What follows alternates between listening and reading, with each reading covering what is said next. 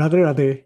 Today is Saturday, 1st March 2025. New month, third month of the year, and we continue to go along our journey of Bhagavad Gita study. We are in chapter 10, and so this recap video is to present a summary of today's class where we covered the next two verses, of course, after the usual recap quiz. So as I bring up the slides, you'll see that we covered chapter 10 verses 25 and 26. The recap quiz covering content from 2 weeks ago was for chapter 10, verses 23 and 24. So, as always, please do take a look at the description for this video to get a link to the free JKYog community portal page where you can access the slides you're seeing on the screen. In particular, of course, the quiz questions that are not a part in a whole part of this recap video, and as always, for your own benefit and practice. So, with that, we then get into today's first verse, which was chapter 10, verse 25. Maharshinam Bhrigur Aham Giram Asmekam Aksharam Yagnanam Japa Yagnosmi Sthavaranam Himalaya. So chapter 10, verse 25, it has the catchphrase, what's in a name? A question for us to have pondered about. We saw in class, of course, and we presumably know the answer. It's a phrase perhaps that some of you may have heard of. And in fact, the short answer we do see from Sri Krishna in the shloka and from Swamiji in the commentary is that, in fact, everything can be in the name, in the divine names of the Lord. So Sri Krishna here says that amongst the great sages, the seers, he is Bhrigu. He is that very, very special transcendental sound Om amongst all the sounds. He is amongst chanting, this very important thing, this Japa Yagnaha, the chanting, the divine repetition of the holy name. And amongst fixed, immovable objects, the most majestic, he is the Himalayas or the Himalayas. So in the commentary, Swamiji explains a little bit about each of these. As we've been discussing in class, Sri Krishna is bit by bit, verse by verse, just adding to this small finite list we have where he details or describes his glories. Remember, a few weeks ago, he had said in the verse to Arjun that he shall now describe his glories briefly because there is no end to their detail. As we see it already for us, just a finite number, a few classes, a few verses, there's already so much content for us. We may not necessarily be able to memorize or remember it all. And that is still just not even a drop of that infinite set of manifestations, opulences, the vibhutis that Sri Krishna has. So, amongst the great sages, one of the Sapta Rishis that we talked about, there is Bhrigu. I described in class as well also how Sage Bhrigu had tested the trinity of Brahma, Shiv, and Vishnu.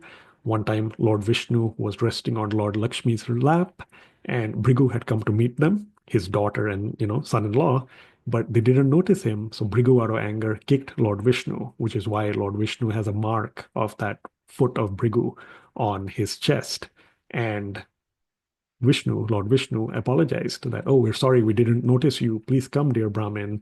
And that really actually humbled Sage Bhrigu, where he decided and he concluded firsthand that Lord Vishnu really is supreme. So that's one example. Then we see, of course, the transcendental sound Om. In fact, I'll encourage all of you, as Swamiji says, to go back to chapter 7, verse 8 and chapter 8, verse 13. Over the past, I think, year or so, perhaps, we have seen these verses and described much more about the syllable Om, which is this transcendental sacred sound. One of the descriptions, names, or labels for it is Anahat Nad, the sound vibration that pervades creation. There are many others that you can look at in these two verses listed here. And in fact, when we get to the in your spare time slide today, later, you'll see one or maybe even more links perhaps later that have videos that you may have seen before where Swamiji talks about this transcendental sound, Om. From Om, in fact, the Gayatri Mantra emanates, and then from that further, the Vedas are revealed. So something, again, for us to learn. Himalayas, we all know about that in the north part of India and in other countries as well throughout that Asian and Indian subcontinent. Very, very grand, majestic, the highest and tallest and some of the, greatest mountains are part of the Himalaya range. And again, we know that a lot of sages perform austerities there. Swamiji says they're in the subtle bodies. They may be worshipping the formless aspect, Brahman, or they may also be, understanding and recognizing Paramatma, or, even meditating on the avatars of God. Whatever their form or penance is, it is for their spiritual advancement. And again, the Himalayas best display the opulence of God. One side comment I'll make is that some of you who recognize Mahishasur Mardini Stotram, Mummy has covered that several times. In that, devotional, prayer, kirtan, bhajan, there is actually, or stotra, there is mention repeatedly of daughter of the mountain, daughter of the mountain. So Ma, right? Mata is described there as daughter of the mountain, and the mountain there is known as Himavat or Himavan. And so that is the Himalayas as well. Next, we do see the important one connecting to the catchphrase, what's in a name?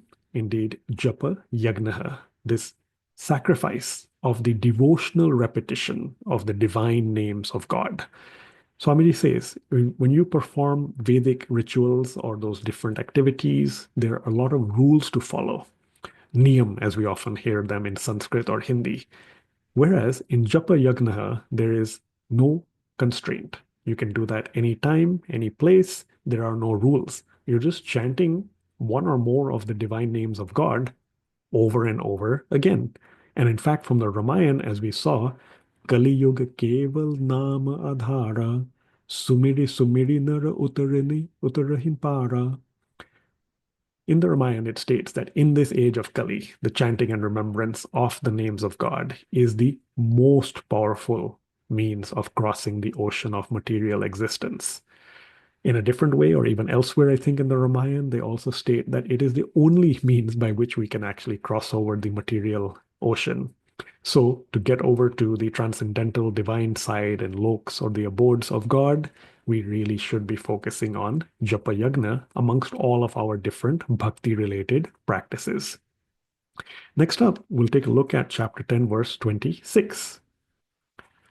Ashvatha sarva vrikshanam devarshinam cha naradaha gandharvanam chitrarathaha siddhanam kapilo munihi. Chapter 10, verse 26 has the catchphrase with a pun on the use of the first word, people person. People here as in PEEPEL, that special tree that we had a great discussion on in class today. Again, thank you to all participants as well. And also the pun being PEOPLE, people person, which is a more common phrase some of you might know. Sri Krishna, of course, indeed, he is a people person. He says that amongst all the trees, he is, as we see in this version or in the newer version, people tree. Current version, it says banyan tree. As we described in class, both the trees, I mean, there are differences, but there are a lot of similarities and characteristics that overlap as well. So the more recent version by Swamiji does say people tree. We recognize that and we look at what Sri Krishna says, that he is indeed the people tree amongst all these trees. Of the celestial sages, he is Narad. Amongst the Gandharvas, he is Chitrarat. And amongst the Siddhas, the perfected souls, he is sage Kapil.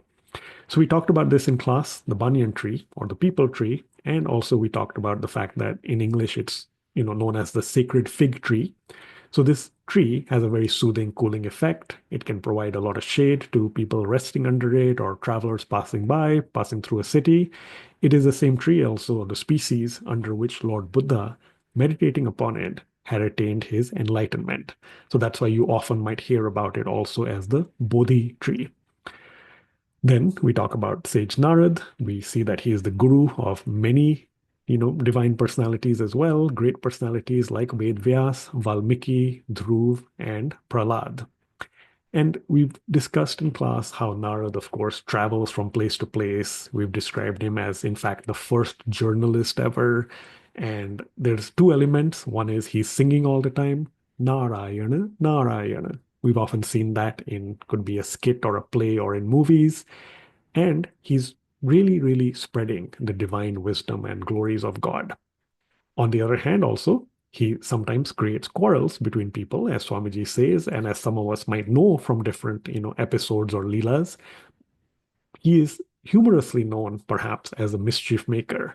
But Swamiji does help stress here that all that is done for introspection and purification of each individual person.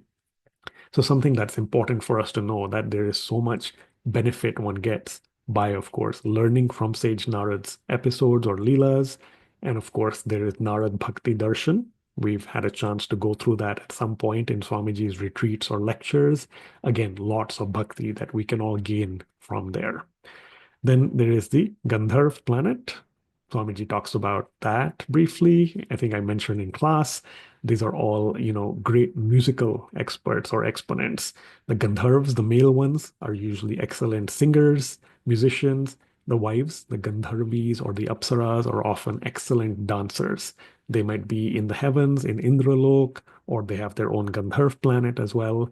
Of them, Chitrarat is one of the most supreme or foremost. There's a story that I briefly alluded to where Chitrarath and Arjun had a fight once, and Arjun won, and each won the respect of the other and became great friends and support structures. Again, Sri Krishna says, amongst those Gandharvs, he is Chitrarath. And then, of these perfected souls or sages, he is sage Kapil. Sage Kapil, as you now know or from class, he was one of the avatars of Lord Vishnu, the fifth avatar out of those 24 avatars of Lord Vishnu that some of you might be familiar with. He also was the proponent of the system Sankhya, which, remember, chapter 2 of the Bhagavad Gita is Sankhya Yoga, the nature, the analytical nature of the soul, the yoga of that analytical nature of the soul. And Sage Kapil propounded, right? Sankhya, that system, that philosophy, one of the 6 philosophical systems that we've briefly studied much earlier in the Bhagavad Gita. And he also, of course, helped to expand upon Bhakti Yoga, which is in the Srimad Bhagavatam, 3rd canto. So again, out of people who are already perfected, they have a lot of siddhis. These are the siddhas. Amongst them, Sage Kapil, supreme, great. Sri Krishna says he is Kapil. So again, this running list continues, chapter 10, verse 25 and chapter 10, verse 26, many different people or entities or items, descriptions that Sri Krishna says are part of this evolving list of all his opulences, things that he manifests his glories through. Let's also look at a couple of important Sanskrit words. So from chapter 10, verse 25, let's definitely look at the syllable Om, Ekam Aksharam. So that is the syllable Om, the transcendental syllable we have talked about. And we should definitely focus on the second one as well here, Japa Yagnaha. As we said, sacrifice of the devotional repetition of the divine names of God.